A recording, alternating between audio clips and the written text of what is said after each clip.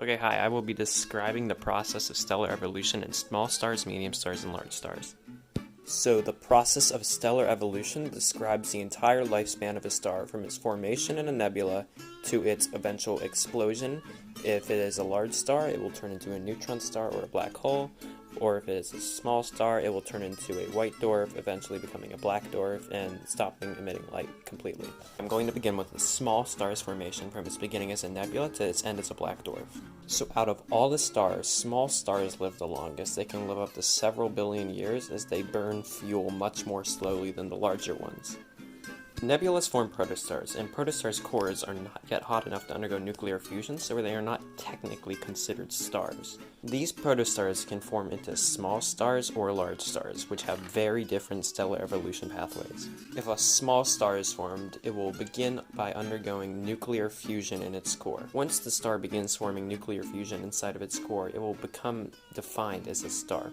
It will remain in this phase for its longest period of time in its stellar evolution, as it could take up to 10 billion years to turn into a red giant. The reason a star turns into a red giant is that it runs out of hydrogen in its core and starts fusing hydrogen into helium just outside of the core, which releases energy and expands the star. Red giants can also turn helium at their core into heavy elements such as carbon. Once a star runs out of fuel, it will collapse under gravity and the outer layers will be ejected into space in a planetary nebula. The star will then turn into a white dwarf, which consists of degenerate matter at a high density. The white dwarf would then finally become a black dwarf when it stops emitting light. Okay, it's time to move on to sun-sized stars. Sun-sized stars have a very similar stellar evolution to small stars. At the end of the sun's life cycle, it will become a planetary nebula and shoot its matter far across space. The differences between a small star's stellar life cycle and a large star's stellar life cycle are much more distinguishable than a small star's and a medium star's. With that, it is time to move on to large stars.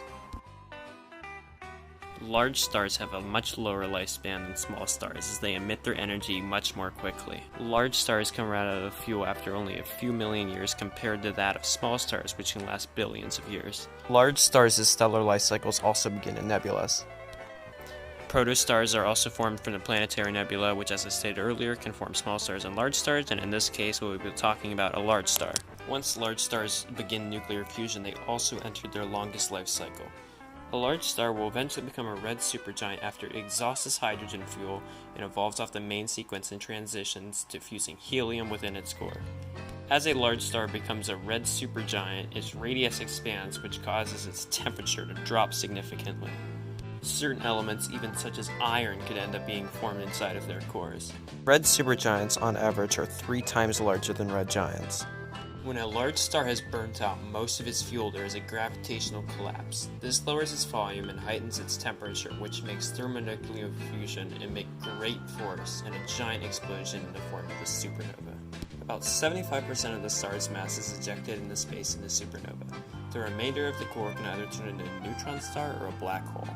Neutron stars are formed when the remainder of the core of the star collapses, and when they are about 1.4 to 5 times the mass of our Sun.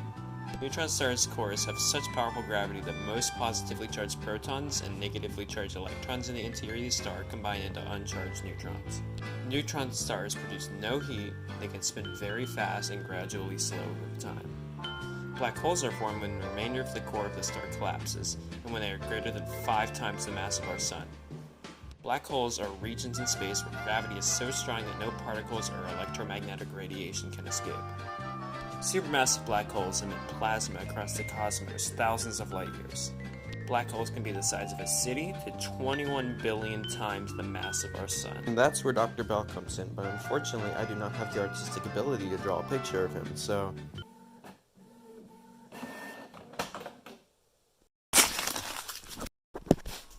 Brown dwarfs are substellar objects that are not massive enough to undergo nuclear fusion in their cores, unlike a main sequence star. They have a mass between the most massive gas giants planets and the least massive stars, approximately 13 to 80 times that of Jupiter. So as a recap of the entire process of stellar evolution, stars begin in nebulas that then become protostars. If it is a small star, it will remain a small star for a very long period of time until it eventually becomes a red giant. Red giant will then explode into a planetary nebula, eventually becoming white dwarf, and then stopping emitting light when it becomes a black dwarf.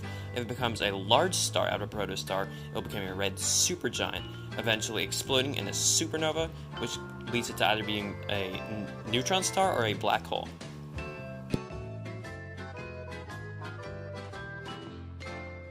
A star's mass fundamentally changes how a star evolves over time. If you increase the star's mass, you will also increase the speed at which it burns its nuclear fuel, and it will shorten its lifetime. Temperature also affects stellar evolution. The hotter the core, the more energy will be generated. Although high-mass stars have hydrogen to start with, their hotter cores fuse hydrogen at a much faster rate, resulting in a shorter lifetime.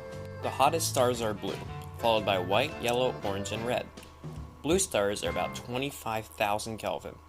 White stars are about 10,000 Kelvin, yellow stars are about 6,000 Kelvin, orange stars are about 4,000 Kelvin, and red stars are about 3,000 Kelvin. Main sequence stars make up the majority of stars. A main sequence star is a star that is fusing hydrogen in its core and has a stable bounce of outward pressure from core nuclear fusion and gravitational forces pushing inward. Some examples of main sequence stars include our Sun, Sirius, and Alpha Centauri A. Main sequence stars can vary in size, mass, and brightness, but they're all doing the same thing, which is converting hydrogen into helium in their cores and releasing a tremendous amount of energy. The main sequence pathway lies in a straight line, with red stars being at the bottom right and blue stars being in the top left. Supergiants lay in the top right, which can be blue, red, or yellow.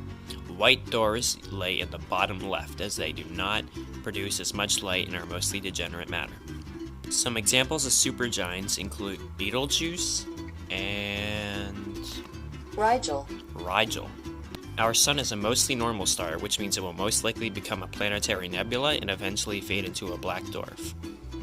From the image of this diagram, we can see that the stars in the top left live the shortest, and the stars in the bottom right live the longest. That's because the stars in the bottom right are the smallest, and the stars in the top left are the largest. Also view the location of the supergiants and the white dwarfs in this image being located in the top right and the bottom left. On the bottom there is a spectrum of heat ranging from 30,000 Kelvin to 3,000 Kelvin. The size, temperature, and mass of these stars are all affected when undergoing stellar evolution, as they can affect the size of their explosions, deciding whether it will become a supernova or a planetary nebula. Conclusion: many factors, including mass, size, temperature, and whether or not it's a main sequence star, affect the life cycle of a star. Many factors of a star are uniform, including birth from a nebula and becoming of a protostar. Depending on how wide these factors vary, there could be a very different type of star, even with a shorter or a longer lifespan. But the changes a star undergoes in its life cycle can vary its outcome.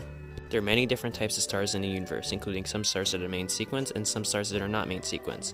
But every star's death is uniform, becoming either a black dwarf, a black hole, or a neutron star.